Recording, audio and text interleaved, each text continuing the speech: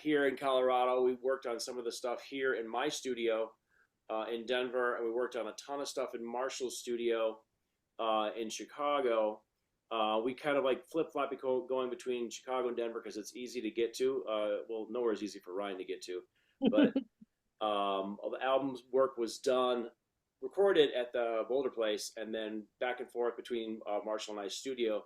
But the cool part about Lone Pine is that on our first visit, Marshall and I's first visit, that was our final tracking session for With Love. We had, kind of put some stuff together, finish a guitar solo, put some extra drums in, and just kind of like flesh out where the organs and pianos are going to go. But yeah, so just wanted to give you a little history of why Lone Pine is important and to get that visual of when we were tracking the last part of it. Ryan took us into the Alabama hills and took us on a hike at Mount Whitney. And when we record, we always like to kind of record in a cool place where we can kind of wander around and just soak it all in. We don't get to see each other very much. So when we do see each other, we want it to be beautiful, fun to kind of relax, and then inspirational for the job at hand, Thank you for that setup. That was Wilson or Brian. I always forget. Brian Wilson, speaking on this new album with Love from Kava. I love the album cover. I'm looking at it right now. So this is in Lone Pine in front of the mountain, or is this in Boulder? So you're looking at the cougar picture. Or yeah, or no, I'm looking at maybe more of the press photos. What I mean. Yeah, Ryan, you can talk to this more. It's the picture of us, on the road. Yeah, there's a road that goes out of Lone Pine and goes straight up almost 8,000 feet from town and goes straight to the base of Mount Whitney. So we drove up there and just did a little hiking around there and took a few pictures. And we didn't expect that to be a press shot, but it's one of the better shots we have of us. So it's good. I feel like it embodies you guys very well and kind of your vibe. It gives the trio vibe, of course, in front of this monstrous mountain and you guys just out there having a good time, which is wonderful. Yeah, I mean, you guys started like how long ago has it been now? 2011 did Kava start? 2010, we started playing music together Okay. for Afrozep. Really? It was that late? 2010? 2010, yeah, that's when Afrozep's first show was. We might have started rehearsals before that, but our first show was 2010. Oh yeah, let's And tell then- people about Afrozep, and that's how this band was born, correct? Yes. So what was Oh. Afrozep? Well, I was playing in Chicago Afrobeat Project from 2001 to about 2008. And when I parted ways with those guys, I had this idea I wanted to continue the African music, but be able to reach bigger audiences and introduce the African rhythms to people that might not normally, find their way that way. So, yeah, I just had this idea to mix Zeppelin tunes into African music, and not just Fela Kuti's Afrobeat, but all styles of African music. So we just kind of made a challenge to learn about different genres of music throughout the continent of Africa and find ways to fuse it into Zeppelin music, which ended up, our first couple demos maybe should stay in the trash where they are, but once we got the hang of it, it became pretty easy. And then there was a point after we did a couple weekend tours, and then we did our Chicago debut, and the show was really great. And we had this idea let's try Afro Floyd next. And we got together a couple times, and while we all love Pink Floyd, the African element did not lend itself to Pink Floyd. So more Zeppelin arrangements came. Yeah, it's interesting, Marshall. When we all got to a point where we were trying to legitimize the people who say Zeppelin, ripped off the blues, and be that as it may, I hate when people say that, but let's just use that mnemonic device or hyperbole to get through this. We looked at it as more of like a proliferator, like this music is available, why not use this? It's like, Childish Gambino sounds like Funkadelic. Who cares? I love Funkadelic. I wish more people sounded like Funkadelic. Just make sure the music happens and the vibe happens. And the more we started to kind of dissect what was African about or what was African derived, or in relation to in Zeppelin, it became easier to kind of travel around the continent and find some stuff that really like synced up. We do some African folk songs with Jimmy Page solos on, or we do like Zeppelin stuff with drum arrangements that either sounded Ethio jazz or mbako, which would be more south, like Mahotella Queens kind of stuff, southern. Or one of the ones that we really latched onto was Tuareg slash. That's actually probably we probably should call it Tamashek, which is a wandering nomad style, like Tanarawin or Bambino, kind of like north of the Niger River Bend stuff, like Vufarkatore stuff, or Ali. And we realized that, you know, what this was doing is this was actually exposing how much people actually understood African music through Zeppelin. And we're like, and Marshall had the idea, is like, hey man, let's go try to get some university gigs so we could actually hold some classes, because of the people that we were touring with were, you know, some of them were from Senegal, some of them were from Kenya. We got friends I've got friends in Denver now. You know, Jamie J's husband, Atato, he's from Ghana, and we've played with him before. And that the drum section that we had, section sounds cheesy, but it was the life of the band, and just the pure storytelling behind where the drums came from became a vehicle for us to do like master classes in universities, or just have sessions or drum workshops at festivals.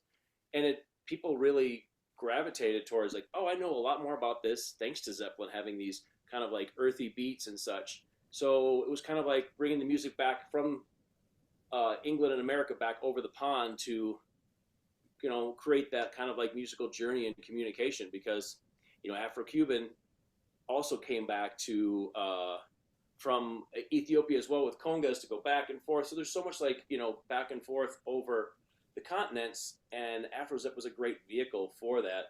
But at a certain point in time, and it's still happening, at Marshall still continuing Afrozep, Ryan and I being far away was just kind of like a tough thing for us to do. So we bowed out. But before we did bow out, we decided, since we were doing the majority of the work, us three, why don't we just start an original band, right? I mean, am I getting this right? As you guys want to chime in on like how Kava started? I mean, we obviously clicked, got along, and hung out all the time, and wanted to create music together. It was also about, you know, as Afrozep had more successful gigs and higher paying gigs, it's still, to run a band of 8 people, bring them on the road. Like, you really, I mean, you get a $1,500 gig, and in the end of the day, the 3 of us are still putting money in. So we'd rather play a show for $0 with the 3 of us and not lose money. Yeah. Very true. You know how it is, Megan.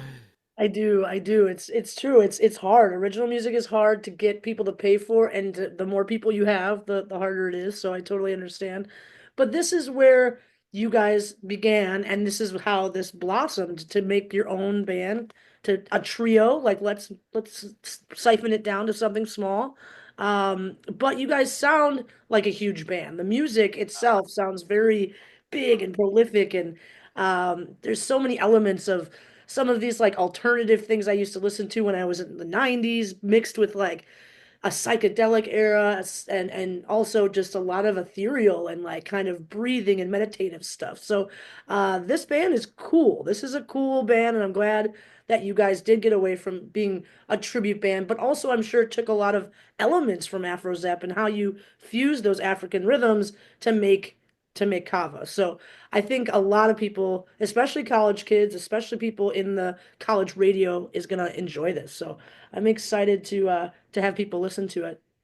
Yeah, thanks. I think the most we've had these African elements throughout all of our albums.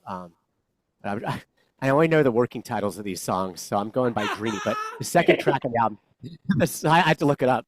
The Sun Has Seen Us is really the best example of Afrozep in Kava form. That's one of my favorites, actually. Number 2 is one of my favorites.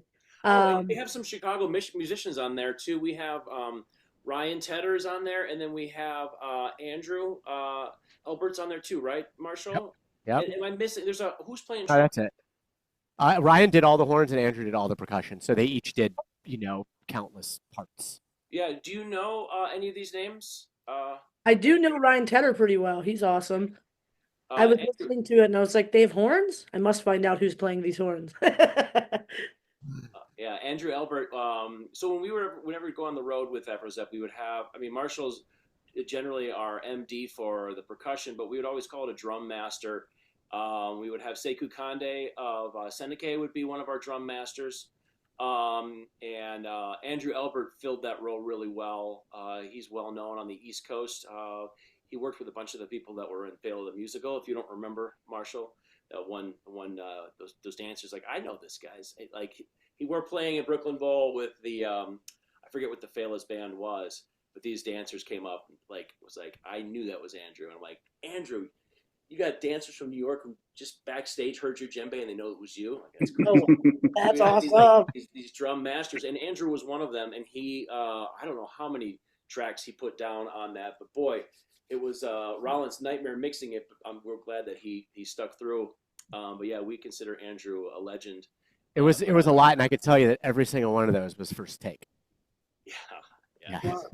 So I'm glad that you like that, and that is one. And it's funny too. We kind of like, I do speak a lot, so I apologize. Tell me to shut up whenever. But this album is probably our most accessible album, meaning that whenever we would kind of record without a great engineering process. Rollin would come in and work with us, but it wasn't isolated, so we had to kind of make some choices here and there.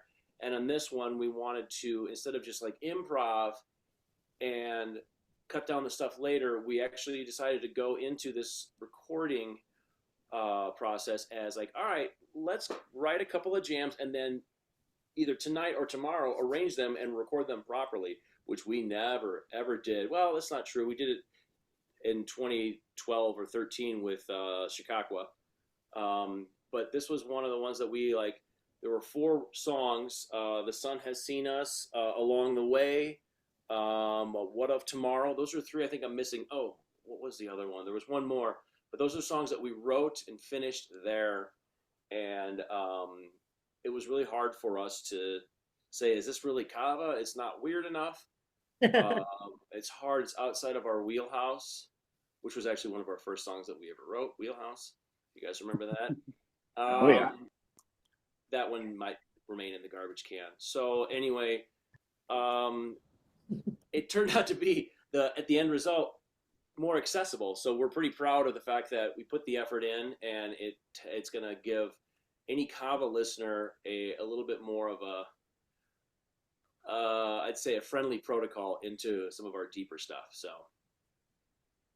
way to put it, for sure. I think you're right. There's, if you're not listening to experimental music and you're not, privy to that, you may be like, well, what is this? But this album, it definitely brings you in and makes you want to learn more about how much weirder you could get. You know what I mean? So it's like kind of like the Q101 version of Kava, right? Like, I guess Megan's going to be writing our bylines now. That was perfect, Megan. Thank you. Yeah. At least half of the album. Yeah, Yes, exactly, right. Well, exactly.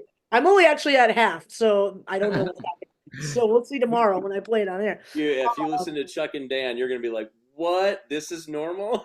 I'm ready for Chuck and Dan. I'm excited for that one. So, by the way, interesting story about Chuck and Dan. We have the song is tributed to Chuck Morris of Lotus and Dan Coomer of 1,000 Vertical Feet, one of my first bands in Chicago. And my longtime roommate. Yes, and wow. Okay. One of the instruments, Dan makes these instruments that are circuit bent. So this is an old Casio SK1 that he took in and made it to a modular synth. Oh, cool. And it makes beats and such that I can break and make them glitch and such. So that's, if you hear this really crazy kind of stuff, that's Dan. And then the marimba sounding instrument is a balafone, which is, I think this was a non-pentatonic balafone. I think it was a total tone, like 12 tone row balafone. And that was Chuck Morris's of Lotus, who you may know has passed away. He passed away 2 Aprils ago. It would be 2 years in this April. He was a dear friend of mine, and he lent me a lot of percussion instruments. You don't see it in here now because I'm redoing my studio, but I have his drum set and some odds and ends, and he gave me a balafone, which now lives at Marshall's house. But we recorded this really cool thing that Marshall wrote. I had my part, Ryan had his part, and then Marshall had, as like a drum master, he had his part, and then he kind of embellished. And you can tell who's who on the recording because I'm the one who messes up the most. But that is an example of both of those things coming together. So it's called Chuck and Dan, and that song is out there. It is out there. It gets really cool, but we might have to, have an incentive. Let's incentivize the listen. $5 if you get through the tune. If you like the end, then we won't have to pay. But if you don't, then we owe you $5. But if there's a station that would play it, I know. I know, right? It'd be us. It'd be WZRD, I think. That's awesome. What a cool idea and a way to tribute, such a wonderful, wonderful human. I can't believe it's been 2 years since we lost him. I know, yeah. And so you have his drum set at your house? Is that what you said? Yeah, I've got a lot of his stuff. He backstory with Gabe. All these like sound proofing things, those are all from Chuck and from Gabe Otto of Pan Astral.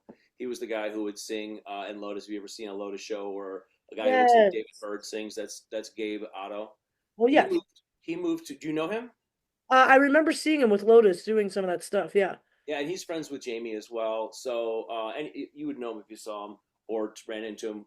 He moved to Costa Rica, and him and Chuck had a lot of stuff together. And I was building this studio during COVID, and Gabe had to get rid of a lot of, bass traps and gobos and sound mitigation. And Chuck was then moving to Kansas City, and he's like, I need to have drums. For all my stuff's in a van in Philadelphia. So when I come in to do rehearsals with Lotus, can I come by your place and just grab gear?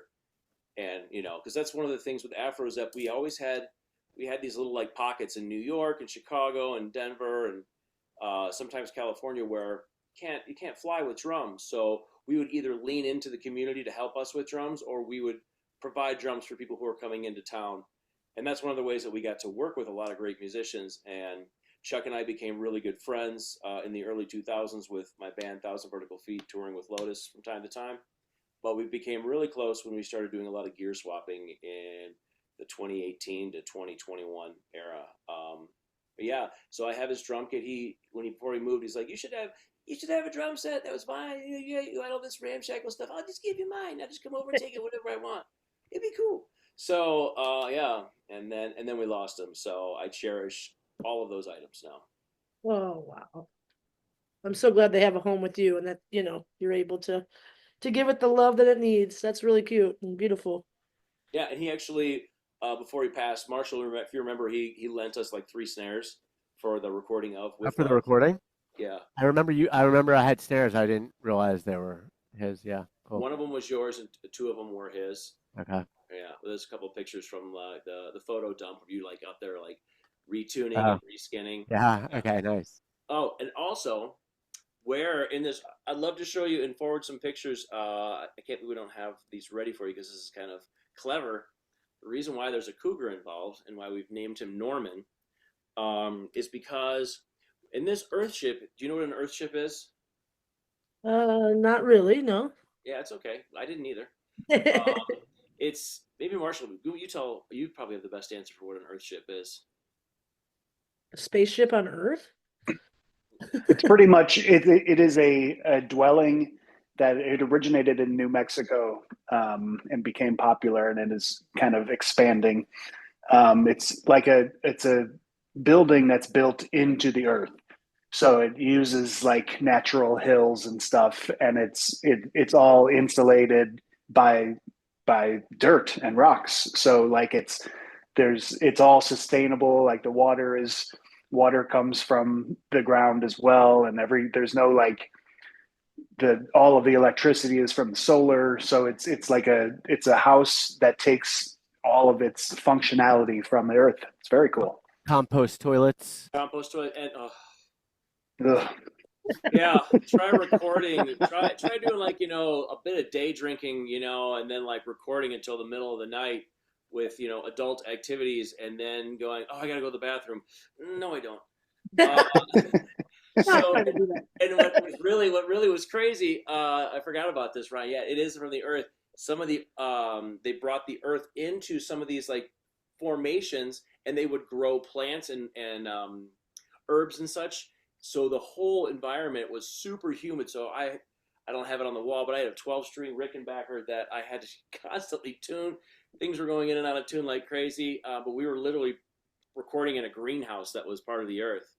And we did this really super. We put our work in. We wrote the songs, and Rollin's like, "You guys can stay up, goofballs. I'm going to bed." And we're like, "All right, cool. Just hit record, and we're gonna do some Kava stuff."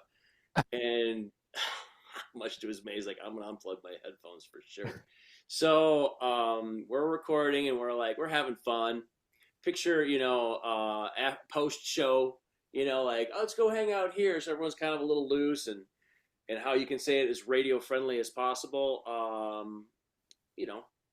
Fun stuff. You guys want to say it more politically than me, but we were doing some. We're just having a party. We're having a party.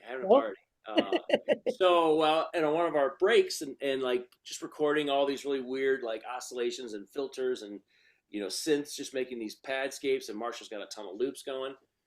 Ryan's like, I'm gonna go out and have a smoke, and he goes out and he comes running back in like seconds. He's like, holy, I can't say the swear words on the Good job, you caught yourself. line. Holy shnikes!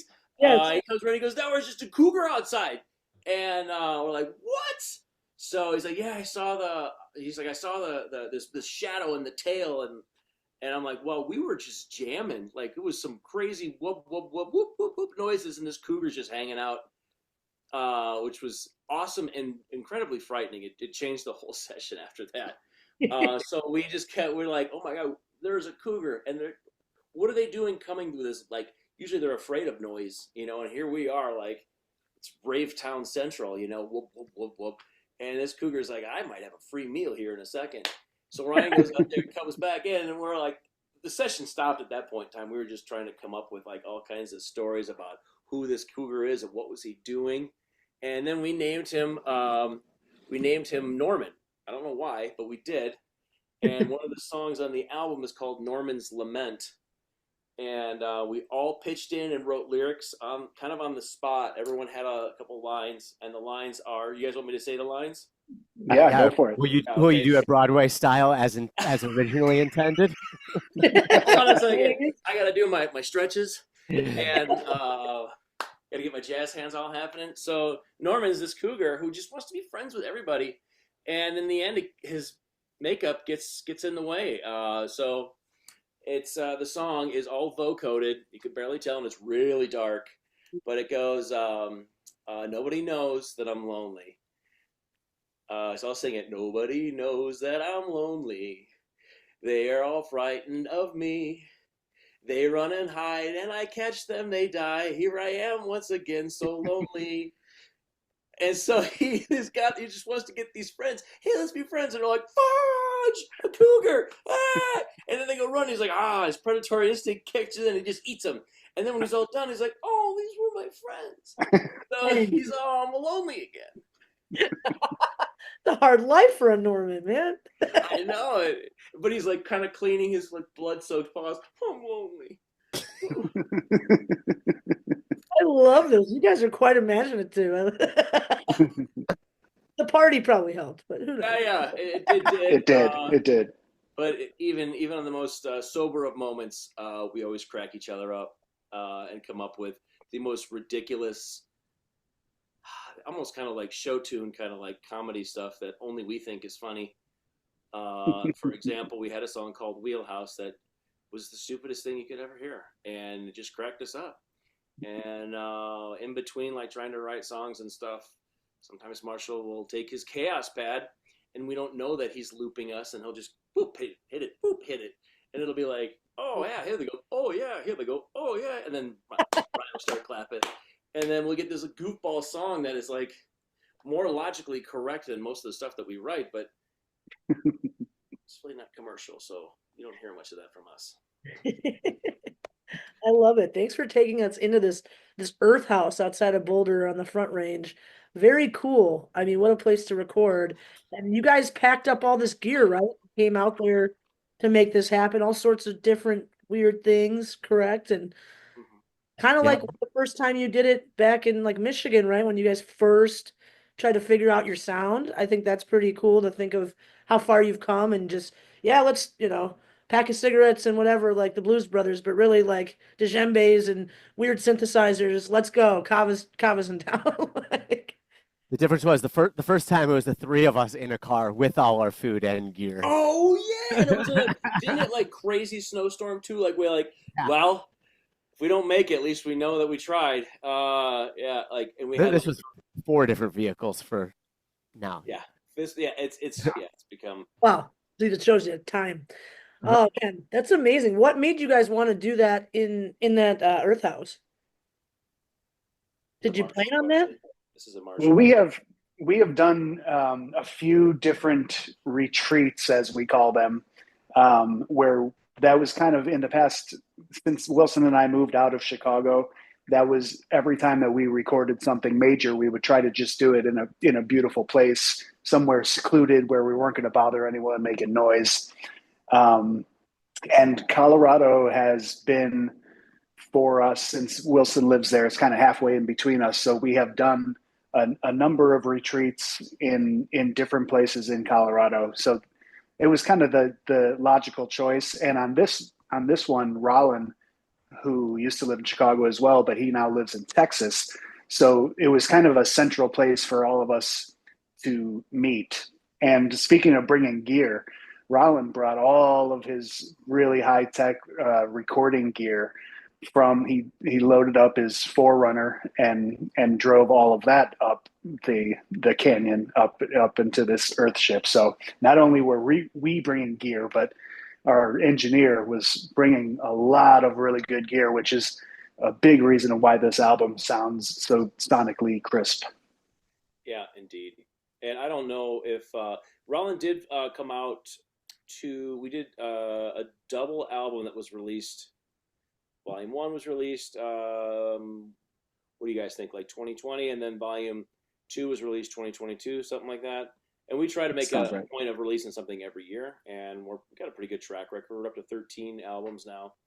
But where am I going with this? Red Hawk was one of our ones that Rollin first. He's like, I'm tired of having to fix all your guys' engineering, because we would do these retreats when we were centralized in Illinois. We'd use Michigan most of the time. There was 2 different places that we recorded at.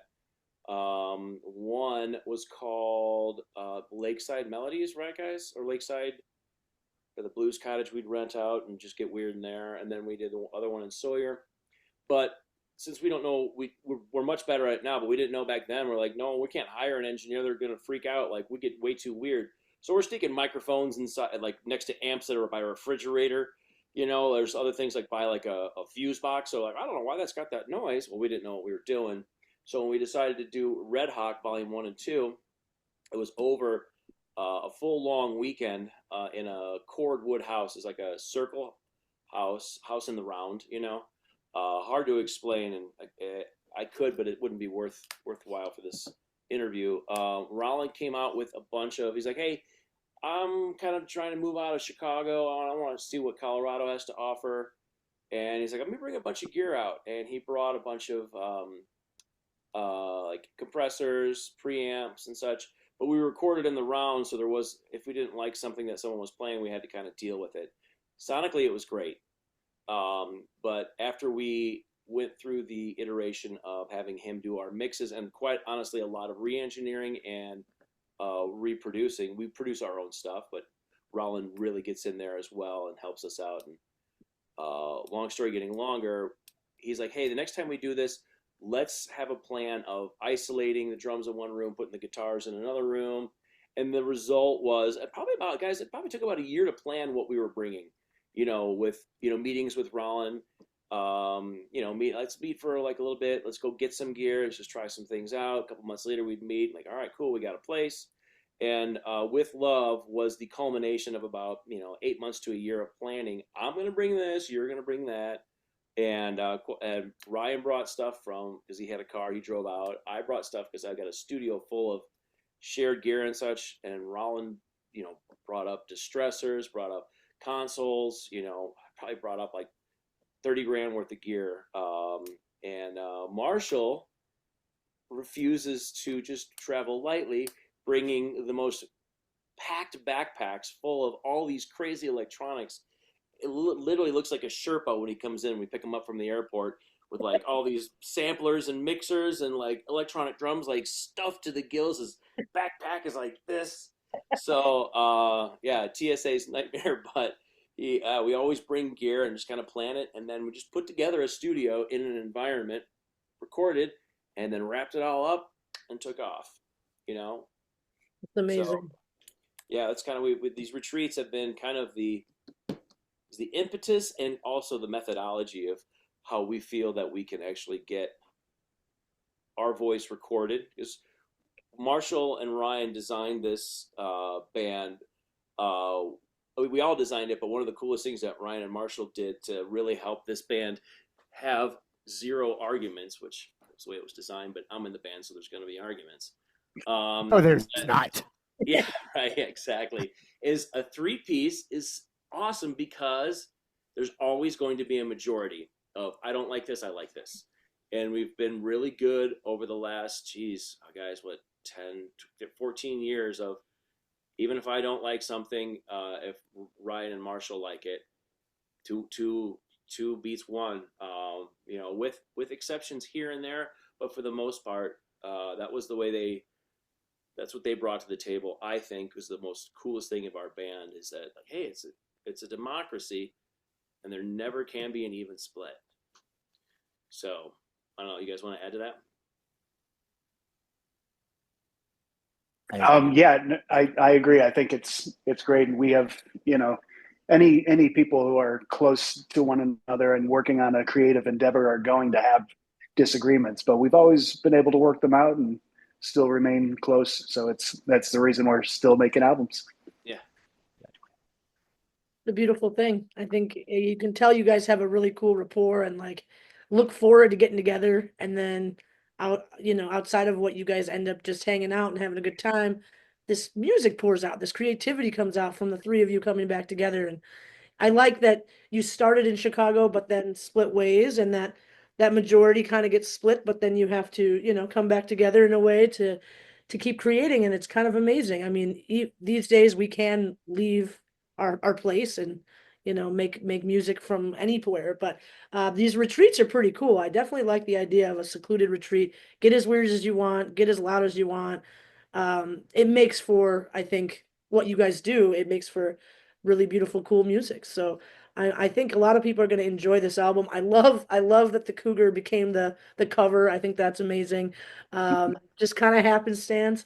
What is, I could ask each of you, maybe start with Marshall, go to Ryan, back to Wilson, but what is your favorite tune off the record? What did you really enjoy playing? My personal favorite on the tune is the fourth track, Here to Stay. Unfortunately, not we can't make a radio friendly version because it's got the chorus is just the F word over and over again. That's why. Okay. Not just once, sir. That's my personal favorite. It's a song. It has words, which they don't all, but it's also very ethereal, very meditative sounding. It's got some odd times in there, a lot of space, like lots of openness in it. And then I think when the chorus hits, it's just Ryan was holding out on us on some vocals for a lengthy part of this process, and once he sent 2 versions that Wilson and I listened to when we were driving to his place, with different choruses, and we like both of them. So I kind of suggested, well, why don't we just do both of the vocals at the same time? And so the second half of the chorus is 2 parts that were not intended to be sung at the same time happening. I just think it's such a really awesome moment, and then it's gone, and then the chorus never happens again. So it's a 1 chorus song, and I think it's really cool. Yeah, something to be proud of. And the words that we can't say, I think the world don't give a about you. Yeah. Yeah. It's true. Yeah. Yeah. True. And it probably feels good to say it over and over. So don't worry. It's Yeah.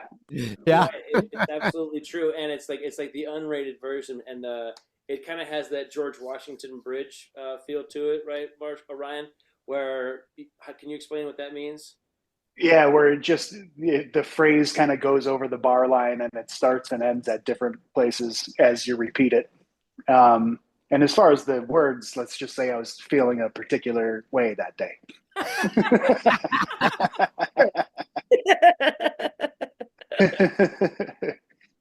That's beautiful. I love it. Well, what's your favorite song on the album? Same thing, Ryan, or something different? Well, that one sticks out to me as being completely unique, and it is one of my favorites. Another one though is the final track, the last track, "Figment of Time," I believe it's called. Is that right, guys? Yeah. And that one came about very interestingly. Like that was not part of our initial session at all in the Earth ship in Boulder. It was in Marshall's basement studio. And I think it was after a show or something. It was very late at night. And we got the Marshall's hand pan out and we were just like playing with the hand pan. And we recorded, I don't know, 3 or 4 different songs. And 2 of those songs made the album. But the final track, I think, is really. And sorry to interrupt. Ryan is the drummer on that, playing calabash. Yes, right? yeah. It's an awesome calabash. So yeah, Oh, all the that's drum right. sounds are not drum set.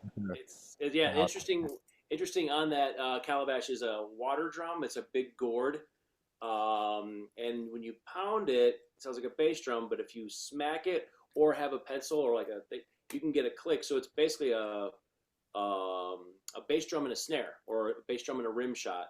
And Cool. Ryan's got great rhythm, and he's the one holding that down. Good call, Marshall.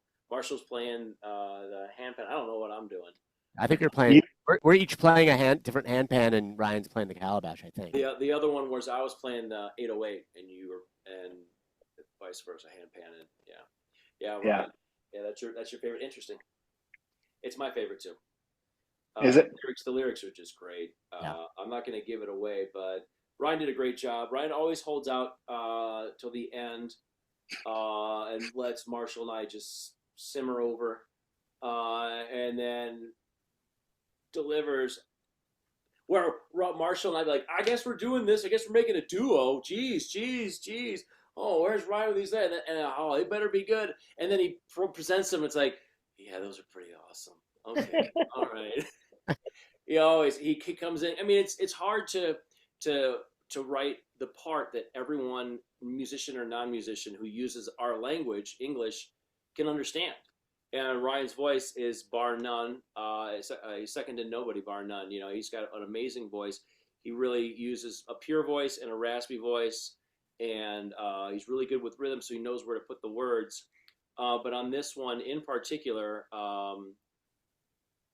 I can tell why he took a long time to write, because there's a few lines that really, I think, just stand out. The bad guys have won, and they're here to stay. I don't know what song that's on. The bad guys have won, they're here to stay. There's a reason why he's the singer. But that's a great analogy, I think, of political agendas. The bad guys have won, and they've kind of they've shown how easy it is to win. It doesn't matter. Just make up your lies as long as you're in power. So the bad guys have won, and they're here to stay. Once you pave the way, and that line really sits with me. And Figment of Time, it's kind of an ashes to ashes, dust to dust, but in relevance to the continuum of time. And he did a really good job. That's my favorite, lyrically and just sonically on our album. So. Sweet. I love it. I'm reading the lyrics now. I love that you guys included those. Ryan, do you write all the lyrics? I do, yes. Wilson actually wrote the lyrics for the first track, Made of Gray. Those are all Wilson lyrics. And he has written lyrics on each one of our albums. But yeah, it's usually, I usually do the rest of it. Yeah, But- go ahead. I was just gonna say, what's another just such a great element about the band and working with these two guys is we've always said that everything is all of us. So while yes, it's true, Ryan writes most of the lyrics and Wilson puts in. If you look on any of our ASCAP sheets, I get songwriting, I get lyric Yeah, credits. yeah. So That's everything right. we do is one third and one third and one third, no matter who does the part. So I just think that's thanks, Ryan, and Yeah. yeah. I'll send Ryan. I'll send Ryan just I stream of consciousness. I'll write like in my notepad on my phone, and I'll just send him stuff. Not in particular. Can you please use this? And I send it to him all year, all the time, even when we're working on albums and not.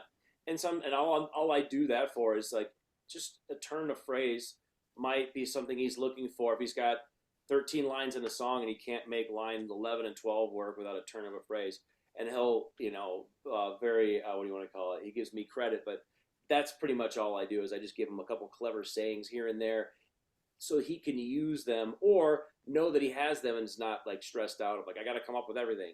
So he's very gracious when he says that I write lyrics. I just throw a bunch of words at him and hope for the best. So Well, you guys are all very kind and sharing. Your family must have taught you how to share at a young age because that's amazing to be, everybody gets a cut of it, like, but it's also cool to see who made this song and who made that song and who kind of led the tune, but really it's all amalgamation of everybody's work, and that's nice. You don't see that all the time, people want to like steal or say I did this or did that, and certain people don't get credit on certain things. So I'm glad you guys split it all. That's really cool. yeah, that's a big part of what we do. I think my between that being I think my favorite part of the makeup of our band, my favorite part of the physicality of the band is we all get to sit in the chair, meaning that, and we all trust each other. I want to work on something. Hey guys, it's going to take an hour. You guys can go. And I have a nice big backyard. I got a hot tub, and like you guys go hang out and have a smoke by the hot tub. Or if like Marshall's got a great backyard, you guys go out and play the cue chord out back or whatever. Just give me an hour, and they trust that I'm going to do it. Vice versa through everyone else, as I'm pointing to where I think you guys are seeing the people. And if someone's working on something, like say Marshall's like, I need a couple hours on this, and we come back and he's not ready, like he'll like be, can you guys, we all talk to each other like, hey, this is what I'm trying to do. I can't make it happen. And then Ryan will be like, I can do it. And then so we just share the chair. It's we all have like the same vision of we want it to sound as cool and as unique as possible. And we give each other the chance to do it. And when, it's the hour is up, we always, say, hey, all right, I can't get this. Can you guys get this? And it always, if they can't, they come up with something even cooler. But that's a huge part that I'm trying to instill in the other bands that I am in. Boy, it's a moment of contention. I got to tell you. Some people don't want to produce. Some people just want to say, I want it to sound like this. Blah, blah, blah. Like, okay, well, how would you do that? I'm not challenging them, but I'm just saying, how would you do it? I'd like to see how you would do that. You might stumble across something else. When I joined this band, Ryan had some experience with Pro Tools. Marshall, I think you had very minimal experience with Pro Tools. Now you probably have it open more than both of us combined. But yeah, we all learned how to produce really well, or how we, getting our stuff out by sharing the chair. It's huge. I think it's the best part about this band is that we always produce together. I agree. Virtual high fives, yeah. Uh, Bam. Yeah, that's amazing. That's really good. And I'm glad that you're trying to implement that in other bands. You can have this band as something that, hey, I want to do more of this and that one. And do you guys have plans for any sort of tour or playing live or anything like that? There's a winter camp March 8th. I'm trying to get these guys to come out for it.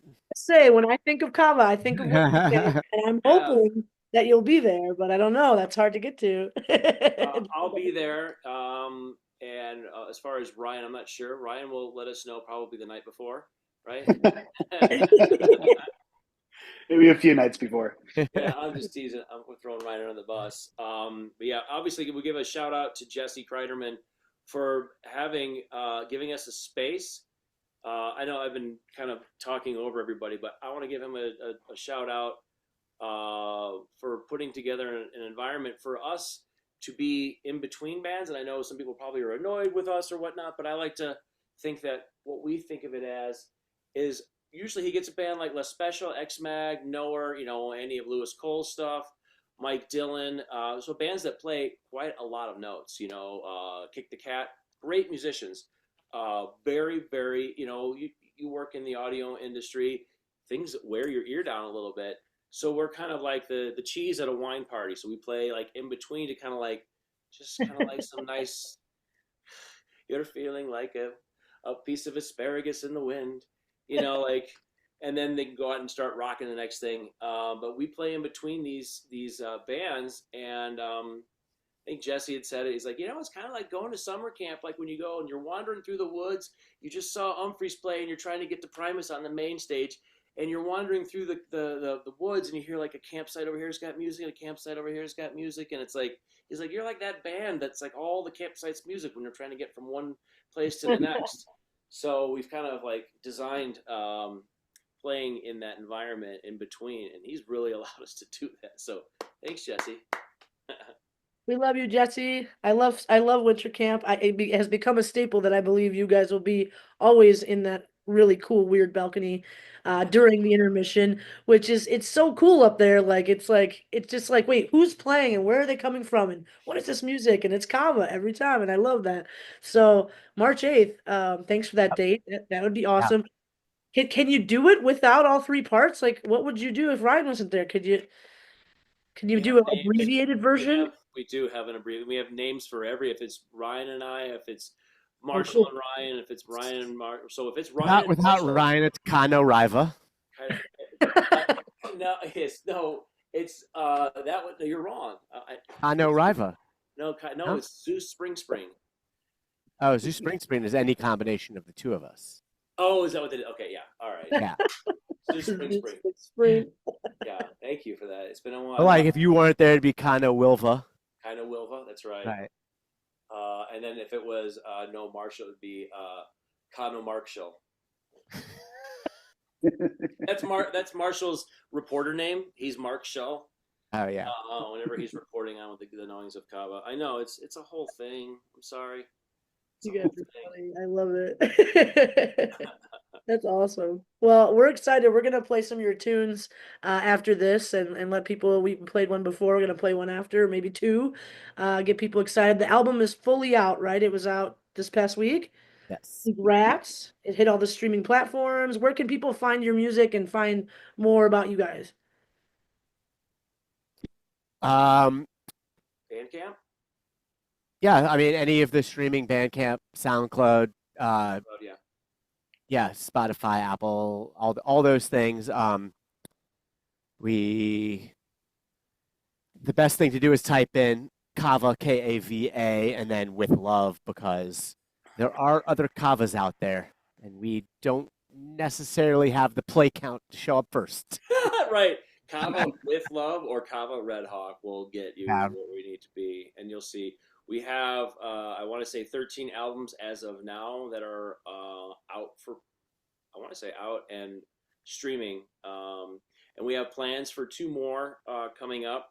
And hopefully when those 2 come out, we will be writing our 16th album after that. But yeah, as far as we know, and as our design, the 14th and 15th album are already in the can. We just need to go through and do the work on them. So we'll let you know upcoming when those are going to release and what they are. So stay tuned, Sweet. You guys are quite a hardworking 3-piece that has plans for the future, that continues to grow together, and really just a cool rapport, like being together in a room with you, even though it's virtual. Feels like we're all friends. We've known each other forever. You make people feel comfortable. So I definitely think I'm excited for what the future holds for you guys. Keep it up, and thank you for coming to WZRD to debut this with us. It's really beautiful. Much. Thank you. You're the best, cuz. You're the best, cuz. I love that. We'll have to talk about that off air. I'm sure you filled them in a little bit, but yeah, you got roots that run deep, and it's pretty awesome. Yeah. Well, awesome. Hopefully, I'll see you guys at winter camp in one of your weird amalgamations or the full amalgamation. But either way, yeah, I'm gonna definitely get that record and play it on Wizard. It'll be here for you to listen to. So tune in. Great. Great. Thank you. Thank you guys. Have a wonderful afternoon. Stay safe, and we'll see you soon. Thank you, Megan. You too. Bye-bye. You're Much welcome. No love. problem, guys. Bye. Bye.